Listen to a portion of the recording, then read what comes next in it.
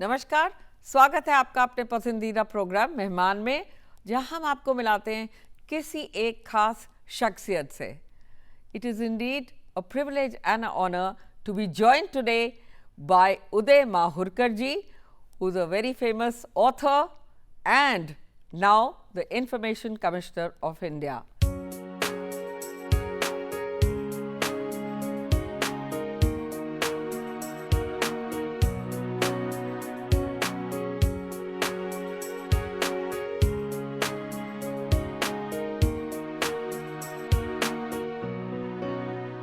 बहुत स्वागत आपका उदय जी। नमस्कार। थैंक यू फॉर धन्यवाद जॉइनिंग मुझे अस। मेहमान प्रोग्राम के लिए बुलाने के लिए। थैंक यू सो मच खूब फॉर धन्यवाद आपका। taking out time for being here today. आपको कैसा लगा? पहला सवाल तो मैं यही पूछूंगी, जैसे आपको अक्टूबर 2020 में खबर मिली और सब जगह खबर चली that you have been appointed as the Information Commissioner of India, क्या फीलिंग थी वो? जिस प्रोफेशन में मैं था उसका और ये नए प्रोफेशन का भी एक कनेक्शन था। It was not out of place. Of course मुझे ज्ञान नहीं था कि क्या इसका दायरा है। आरटीआई एक्ट के बारे में मैंने पढ़ रखा था, लेकिन कैसे फंक्शनिंग होता है, इसका कैसे चलता है, इसका ख्याल नहीं था मुझे। लेकिन it was I did not gate a feeling that it is something which is absolutely disconnected with my past. I had some sort of connection, because I was already into media, So it was not a disconnect. I remember the time when your book, Marching with a Billion, which is about our Honorable Prime Minister Narendra Modi, was released in a big way, a big launch in the Parliament. कैसा लगा था तब? एक मेरे career का एक high point था वो, and there was immense satisfaction I drew from that entire programme. एक अलग बात थी, लेकिन एक और चीज़ मैं ऐड करना चाहूँगा। मैं डिवाइन ग्रेस में बहुत विश्वास रखता हूँ,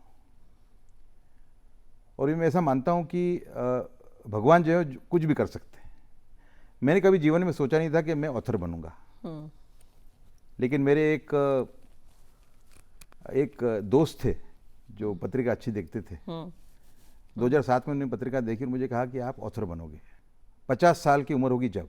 और जैसे मेरे 50 साल पूरे हुए, मुझे रैंडम हाउस की जो पब्लिशर हैं मिली ऐश्वरी, वो मुझे ढूंढती हुई आई अहमदाबाद में। उस टाइम पे मैं अहमदाबाद में था, और मुझे ने एक बुक ऑफर करी श्री नरेंद्र मोदी के गुजरात के कार्यकाल पे।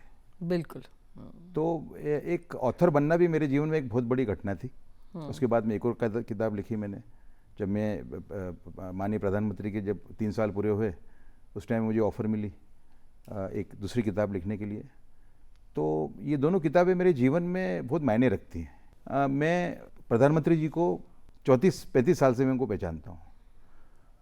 तो उनका पॉलिटिकल माइंड, उनका कमिटमेंट टू गुड गवर्नेंस, उनकी हाई डिग्री ऑफ एफिशिएंसी, इसका मुझे ख्याल पहले से था।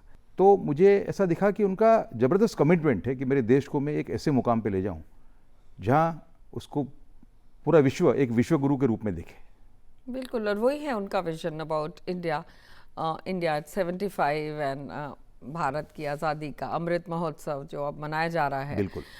यहाँ मैं जानना चाहूँगी आपसे, मार्चिंग विद द बिलियन की अगर बात करें तो यू स्पोक ऑफ ट्रांसपेरेंसी। ऐसी क्या 4 चीज़ें थीं जो आपको उनकी गवर्नेंस में बहुत अच्छी लगी, जिनके बारे में आपने विस्तार से लिखा उस किताब की, पहली किताब की बात की जाए तो? देखिए, एक तो कमिटमेंट टू ट्रांसपेरेंसी। मैं गुजरात से दिल्ली दिसंबर 2015 में आया, पर उसके पहले मैं एक स्टोरी वहाँ से दिल्ली से ही कर चुका था, अहमदाबाद से। वो स्टोरी थी एंड ऑफ ट्रांसफ़र पोस्टिंग राज। मेरा हमेशा एक बहुत डीप कमिटमेंट रहा है कि ब्यूरोक्रेसी जो है वो क्लीन होनी चाहिए। मतलब अगर एक ब्यूरोक्रेट अगर क्लीन नहीं है, होशियार है, तो भी रिजल्ट नहीं दे पाएगा। ये मेरा पहले से कमिटमेंट है, क्योंकि जो पिल्फरेज है स्कीम्स के अंदर, वो पिल्फरेज को रोकने के लिए, उसको प्लग करने के लिए we need officers who are intelligent of course, but also very transparent and committed. हाँ. So when he did his initial postings here, it struck me that this is a new a new chapter in the history of this country. Because the way postings were being done, you know, like an officer sitting in Odisha, very efficient, very honest, you know, he thinks कि यार मेरा तो दिल्ली में कहाँ मेरा posting होगा अच्छी जगह पे, मेरा तो कोई कनेक्शन ही नहीं है. सडनली उसको पीएमओ से फ़ोन जाता है कि भाई मिस्टर बैनर्जी आपका पोस्टिंग हम इस जगह कर रहे हैं. तो एक बड़ी घटना है जो आज समय बड़ा अचीवमेंट है. जो सेकंड बात पे मैं आता हूँ, ये इंटर रिलेटेड है. जो ट्रांसपेरेंसी आई है सरकार की, ये सरकार की ट्रांसपेरेंसी भी मैं मानता हूँ कि अभी तक की जितनी भी सरकारें उनमें सब में ज़्यादा है ना. कारण ये है कि सरकार ने एक कंसोलिडेटेड पूरा एक विजन दिखाया है.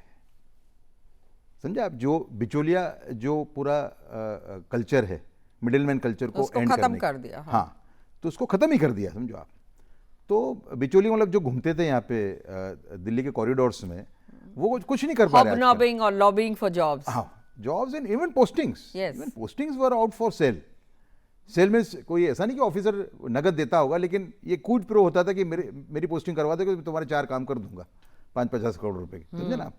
तो ये ऑफ कोर्स अच्छे ऑफिसर उस टाइम पे भी थे, लेकिन ये एक ट्रेंड बन चुका था. बिल्कुल. ये मैं मानता हूँ कि ये 1980 के पहले ये ट्रेंड नहीं था इतना. ब्यूरोक्रेसी एक ट्रांसपेरेंसी को थोड़ी सी I would say it was committed. लेकिन 80 के बाद में जो पॉलिटिक्स ने टर्न लिया, एक पूरा एक कल्चर बना कि भाई लॉयलिस्ट कौन है, मेरा है ना. तो लॉयलिस्ट अगर है तो वो उसको छूटे कुछ भी करने की. वो कल्चर पहले पॉलिटिक्स में घुसा और फिर वो घुस गया ब्यूरोक्रेसी के अंदर. तो ब्यूरोक्रेसी में एक डाउनफॉल आया इन द लास्ट 30 ईयर्स. तो उसको जो संवारने का काम किया है नरेंद्र मोदी सरकार ने, वो अभूतपूर्व है. सो इसको सबको देखते हुए I think he has done a very good job. और उस किताब के अंदर एक टेक्नोलॉजी का जो उपयोग किया उन्होंने, वो भी अभूतपूर्व है. टेक्नोलॉजी का उपयोग करके ही हैज इनोवेशन. और चौथा, उन्होंने जो बैंक अकाउंट्स खोले जनधन स्कीम के अंदर, देखिए आप देखिए कि मैं ऐसा मानता हूं कि इस सरकार के पहले देखिए डिलीवरी काफ़ी सुधरी है पहले से. देखिए आपको याद हो तो एक बार राजीव गांधी जी ने कहा था कि हम जब 1 रुपया रिलीज करते तो 17 या 15 पैसे ही पोस्ट. बिल्कुल याद है. ठीक है ना. बड़ा उनका एक ईमानदार ऑनेस्ट सबमिशन था उनका, है ना. उसके बाद में टेक्नोलॉजी आई, कुछ अच्छे लोग हमेशा थे सरकार में, ऐसा नहीं कि हमें सभी खराब थे, है ना. तो एक सुधार आया. मेरे ख्याल से डिलीवरी 40-50% तक पहुंच गई, लेकिन 50% के ऊपर कभी नहीं गई थी.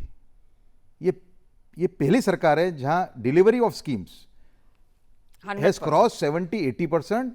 In case of that housing scheme of the Prime Minister, it is more than 90%. Yes. The reason is कि हमारी करीबन 42% eligible population without bank account थी. तो जनधन के माध्यम से प्राइम मिनिस्टर ने पहले तो अकाउंट्स खोले. और मतलब देखिए जो डीबीटी टूल है, डायरेक्ट बेनिफिट ट्रांसफर, ये कांग्रेस के जमाने आया है. It was introduced by UPA government. Yes.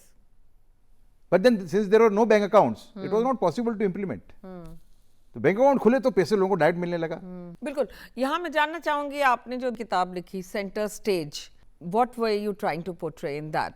This offer came to me in 2013, just less than 1 year before the election. I was hesitant to take it up because I was in charge of India Today in Gujarat. My chief minister was the prime ministerial candidate, and each and every story at that time I had to contribute and sometimes lead the stories, you know, correct.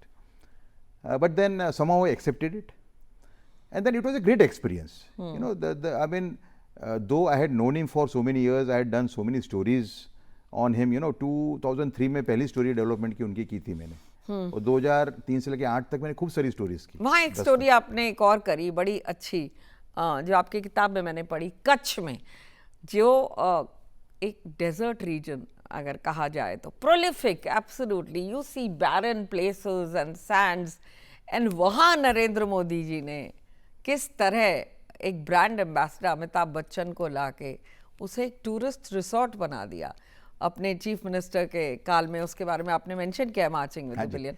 So can you tell us some more incidents? I was a journalist when he held his first Kutch festival, I think in 2007 or 8 or something, you know. I don't remember the exact year. उस time पे मुझे उनकी vision दिखी कि उन्होंने कहा कि it is white desert, तो उन्होंने उसको सेल किया। फेस्टिवल के अंदर भी नाइट ड्राइव्स होती थी टूरिस्ट के लिए, जो क्योंकि जो रण है, जो फ्लैट डेजर्ट है, वो तो रात को वाइट दिखता है पूरा, आपसे लगा कि इसके अंदर वही है, क्या बोलते हैं, स्नो की एक चादर है ना, उसको उन्होंने प्ले किया। Then he roped in Amitabh Bachchan. So today Kutch is a prime tourist destination, and Kutch is a border area. It has got a significance in terms of security also. And security पे आपने इतना काम किया recently. I'd like to take you on that now. Indo-China पे आपने इतना काम किया. You came up with various documents which are of importance and a lot of significance to the country. So what would you like to say in connection with your policy of Veer Savarkar ji, जिस तरह उनका vision 1954 में था?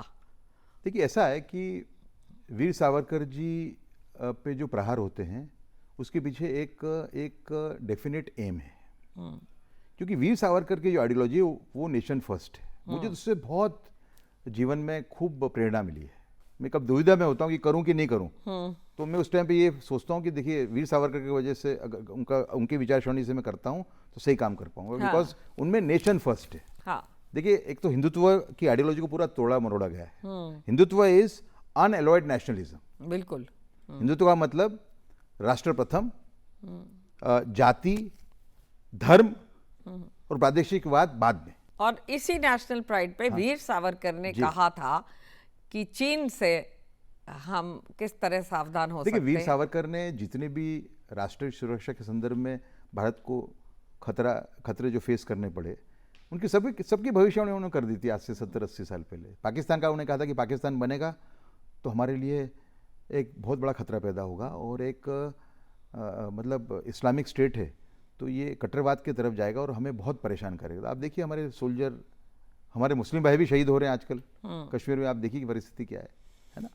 हालांकि काफ़ी check आया है उस पर, जो प्राइम मिनिस्टर का जो पुलवामा के बाद में जो रिस्पांस था उसके बाद में तो काफ़ी स्ट्राइक आया, 370 का हो गया, इतना बड़ा काम ऐसा नहीं है। लेकिन पाकिस्तान एज ए चैलेंज रहता है आज भी।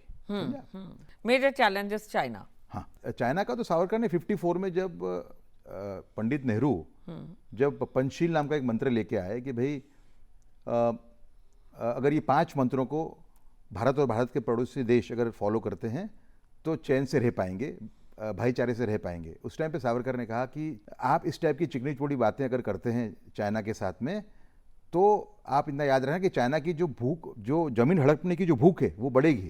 तो मुझे थोड़ा भी अचंभा नहीं हुआ कि कुछ सालों के बाद चाइना भारत पे ही अटैक कर दे।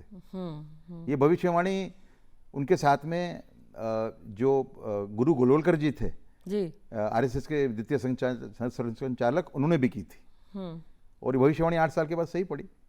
और उसके बाद भी आपने अभी रिसेंटली डॉक्यूमेंट किए हैं about India's Indo China relations. You have yourself done that, तो can you share that with all of us? नहीं, देखिए, चाइना से हमें हमेशा ही सतर्क रहना पड़ेगा। China is a communist country. It has got an ideology which is imperialist. जो आइडियोलॉजी जो imperialist and not central to India's world view at all. नहीं, बिल्कुल। आप देखो ना कि हमारे जो कम्युनिस्ट हैं, हमारे पे जो लोकल, वो भी चाइना को सपोर्ट करते हैं। आप देखो कहाँ क्रिटिसाइज करते हैं चाइना को। इतना चाइना और भारत का इतना फेस ऑफ हुआ गए 1.25 साल के अंदर में भी हुआ। तो उसके बाद में वो तो कहाँ क्रिटिसाइज करते हैं, आप देखिए। तो it's a very dangerous ideology so far as nationalism is concern. जी, समझे आप? तो हमें चाइना से हमेशा ही सतर्क रहना पड़ेगा। Take us back to history, Uday ji. You have written so much about Chhatrapati Shivaji. I would like to know more, and I'm sure everybody, Gen Next, would like to know more from you because your next book is on him.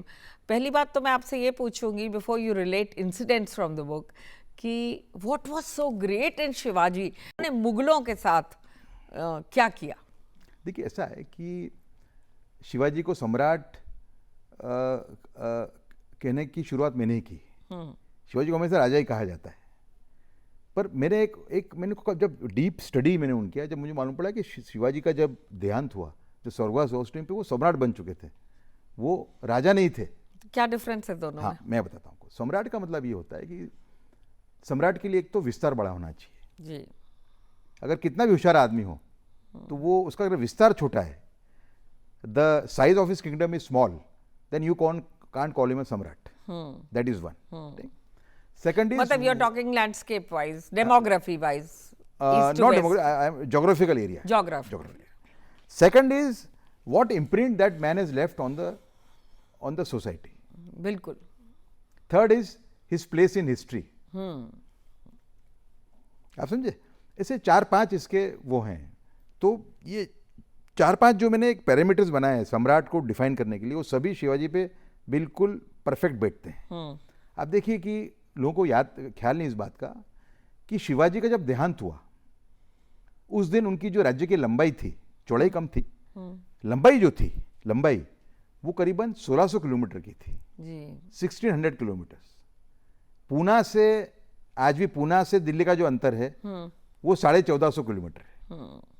Poona से काबुल का अंतर है, जहां से सब आक्रमणकार आए, काबुल, उसका अंतर 1300 किलोमीटर है. गजनी घूर, जैसे मोहम्मद गजनवी आया, फिर मोहम्मद घोरी आया, इनके जो डिस्टेंसेस हैं वो शिवाजी की जो लेंथ है उससे कम है. हाईएस्ट जो डिस्टेंस जो है, लॉन्गेस्ट है, वो है घूर और दिल्ली, वो है 1525 किलोमीटर. तो शिवाजी के राज्य की जो लंबाई थी वो 1600 किलोमीटर की थी. उसका आरंभ होता था, आज का जो वलसाड डिस्ट्रिक्ट है साउथ गुजरात में, वहां से उसका आरंभ होता था और चेन्नई के आगे 200 किलोमीटर जाके उसका अंत होता था. जिंजी के किले के भी आगे जाके 40 किलोमीटर आगे जाके. दिस लेंथ इज 1600 किलोमीटर जी. हमारे यहाँ जो मेवाड़ के राजपूत थे, है ना, और नॉर्थ इंडिया के जो राजपूत थे, मैं सबकी बात नहीं कर रहा हूँ, लेकिन ज़्यादातर वो क्या करते थे, लड़ते थे बहादुरी से, है ना. फिर लगता था कि अब हम हार जाने वाले हैं, तो अपनी औरतों को बोलते थे कि आप जौहर करिए, burn yourself to save yourself from dishonour at the hands of the invaders, correct. और फिर वो लड़ते लड़ते दे टू वीरगति को प्राप्त हो जाते थे. शिवाजी ने कहा नहीं, हमें लड़ना भी है और जीतना भी है. और उनके जब कोई सेनापति या उनका कोई मिलिट्री कमांडर आके बोलता था कि आपने जो मुझे टास्क दी है उसको मैं जान के खेल पे भी हासिल करूंगा, अचीव करूंगा, तो शिवाजी का जवाब ये होता था कि नहीं, जान बचानी है. So this is a new thing in Indian military history, you know. And then his administration, you see, he is the greatest builder of forts in the last 1000 years. Nobody has built so many forts. He is the greatest builder of forts in the last 1000 years. He must have built more than 100 forts. जी. आप समझे? He was a great builder. This is his sense of justice. आप देखें कि देखिए, while resorting to Chanakya Niti, he did not deviate from from the essence of Hindu religion. जैसे कि कहीं भी जाते थे, कुरान मिलती थी, तो he had a few Muslim soldiers also, उनको बोलते थे कि कुरान को आप रख लीजिए. औरतों को कभी डिसऑनर नहीं करना. आप देखिए कि जब से मुस्लिम इन्वेजन स्टार्ट हुए, हम गजनवी की बात करेंगे, तो जो मैं एक बहुत ही ऑनेस्ट एडमिशन के रूप में कह रहा हूं आपको, हम नीचे ही उतर रहे थे. 370 पहली बार ऐसा हुआ कि हम ऊपर गए. आप समझे. और दूसरा कि आप देखिए कि कश्मीर के अंदर जी, अब ये स्पष्ट हो गया कि कम से कम 20% ऐसी पॉपुलेशन है मुसलमानों की जो इंडिया के साथ है. हाँ. ये भी बड़ी घटना है. हाँ. क्या आप कट्टरवादियों के सामने एक्शन ले रहे हैं और जो बिन कट्टरवादी हैं उनको साथ में रख रहे हैं. ये भी एक बहुत बड़ी विजन है. बहुत बड़ी विजन. हाँ, बहुत बड़ी विजन है. शिवाजी ने यही किया था.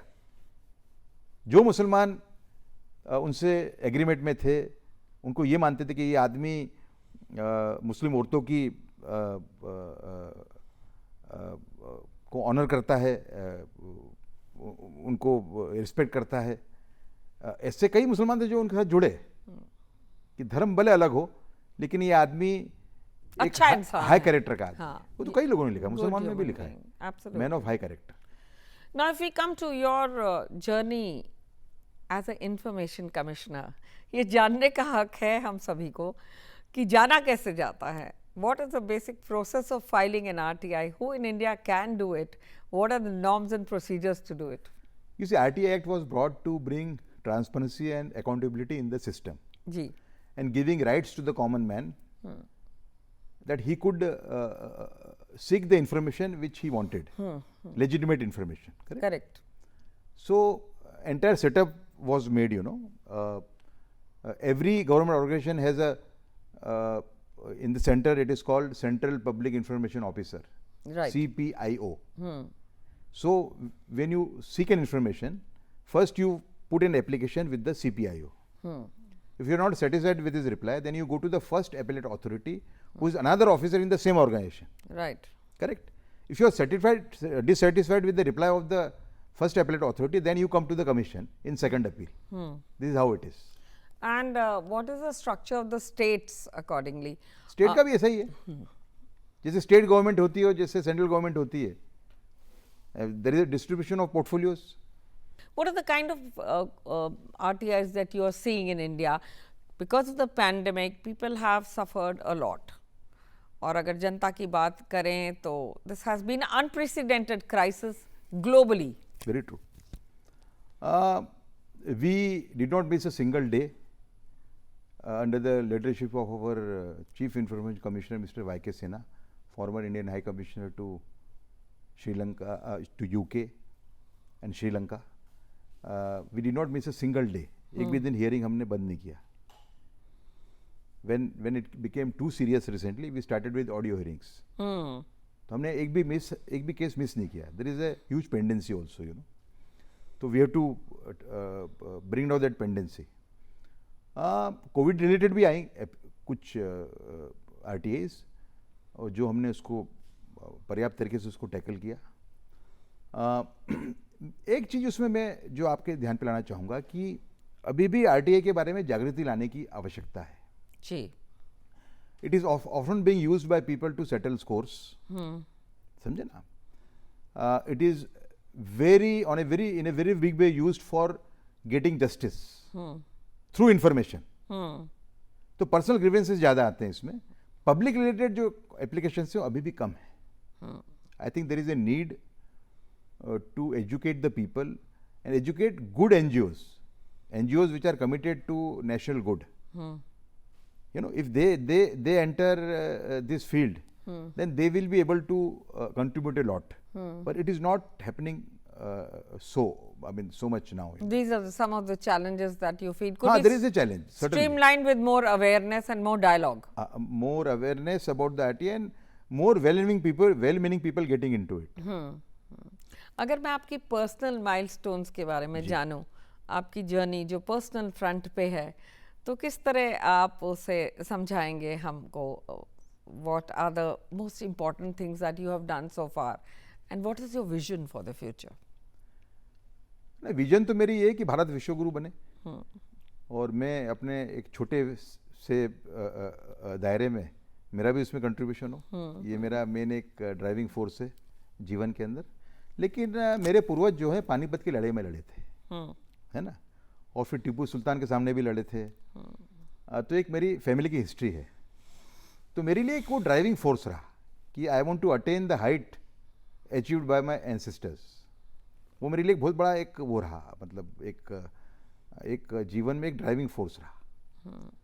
So when ever I do something, I always think about my past कि what background I belong to and what I am doing is befitting that or not. तो ये और वीर सावरकर का बिन शर्ती राष्ट्रवाद, अनअलॉयड नेशनलिज्म, ये दोनों मेरे लिए बहुत ही मेरे मतलब they are my driving forces both. And अगर पर्सनल फ्रंट पे मैं पूछूं, so tell us a little about your background, your schooling, your college and how you reached the position that you reached today. I was brought up mostly in Baroda. Ji. This is now called Vadodara. It was a princely state, and Maharaja Sahajirao Gaikwad of Baroda, who died in 1939, was a great ruler. My grandmother's uncle was his General Nana Sahib Shinde. And so I was brought up in a very proud way, I would say, and I drew a lot of inspiration from the heroes of my family, and then I did my graduation in history history was my, That is why you're writing historical books, absolutely. And I very sincerely believe that there has to be a very huge campaign to correct distorted history. I agree with you. I was about to ask you And that. my vision of undistorted history is very different.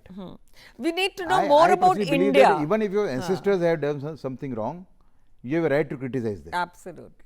My last question to you would be, चलते चलते आप क्या कहना चाहेंगे? India at 2024, India at 2029, 75 years plus, Bharat की आज़ादी का अतुल्य उत्सव. No, India has progressed very well, I would say, and the last 7 years have been even better. I think we have done very well. There are 2-3 big challenges.